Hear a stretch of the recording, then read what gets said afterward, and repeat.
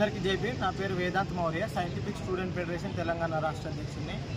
ఈరోజు విద్యార్థుల విజయం అంటే ఏంటనేది నిరూపించడానికి ఇది ఒక ఉదాహరణ.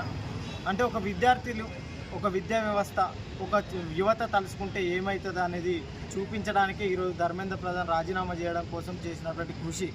అంటే ఒక విద్యార్థి ఒక విద్యా వ్యవస్థలో ఉన్నటువంటి ఒక విద్యార్థి తలుసుకుంటే రాజ్యాన్ని నిర్మించగలుగుతాడు, ఆ రాజ్యంలో తప్పు చేస్తే ఆ రాజ్యాన్ని కూల్చగలుగుతాడు అని చెప్పేసి ఈరోజు కాక్రోచ్ జనతా పార్టీ నిర్వర్తించినటువంటి నిరవారక దీక్షలో అలాగే విద్యార్థులు, అలాగే రైతులు, ఎక్స్ ఆర్మీలు, అలాగే విద్యార్థుల తల్లిదండ్రులు నీట్ పేపర్ లీకేజీకి సంబంధించిన ఈ వ్యవస్థని సక్రమబద్ధంగా నిర్మించాలని చెప్పేసి ఈ వ్యవస్థని క్రమబద్ధీకరణ కోసం పాటుపడినటువంటి అందరి విజయంగా ఇది ఒక్క విజయం కాదు.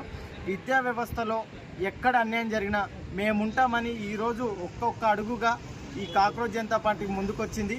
ఆ ముందులోనే ప్రతి ఒక్కరము మేము రాగలిగినాం.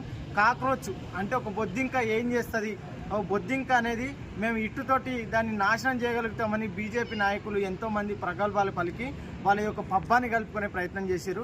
ఆ ఒక్క బొద్దింక, ఆ చీకట్లో ఉన్నటువంటి బొద్దింక ఈరోజు వెలుగులోకి వచ్చి ఆ పువ్వును నమిలి ఊంచడానికి చేసింది. అంటే ఈరోజు ధర్మేంద్ర ప్రధాన్ రాజీనామా చేసినటువంటి ఆ విజువల్స్ మనం చూడొచ్చు.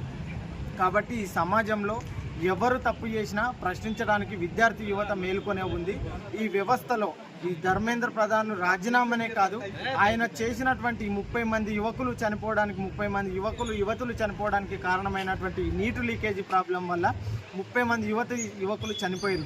దానికి బాధ్యత వహించి ఈ బీజేపీ ప్రభుత్వం, ఈ ఎన్డీఏ ప్రభుత్వం వాటికి నైతిక బాధ్యత వహించి ఎట్లయితే రాజీనామాని స్వీకరించిందో అలాగే అదే నైతిక బాధ్యతతో ఎవరైతే చనిపోయారో వాళ్ళకి ₹1 కోటి నష్టపరిహారం అందించాలని, లేని ఎడల ఈరోజు ధర్మేంద్ర ప్రధాన్ రాజీనామానే కాదు, రేపటికాడ మోడీ రాజీనామా వరకు కూడా తీసుకెళ్లడం కోసం మేము ఉద్యమం ఆపము.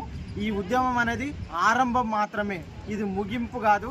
ఈ విద్యా వ్యవస్థనే కాదు, ఈ దేశంలో ఉన్న ప్రతి ఒక్క వ్యవస్థలో నాణ్యమైనటువంటి వ్యవస్థను తీసుకొచ్చేంత వరకు ఈ కాక్రోచ్లు మేల్కొని ఉంటారు, ఈ విద్యార్థులు మేల్కొని ఉంటారు.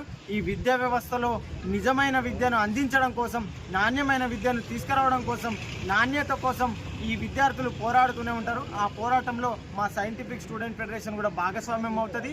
ఆ భాగస్వామ్యం అవడం కాదు, పోరాటం చేయడానికి మేము ముందుగా ఉంటామని చెప్పేసి తెలియజేస్తా ఉన్నాను.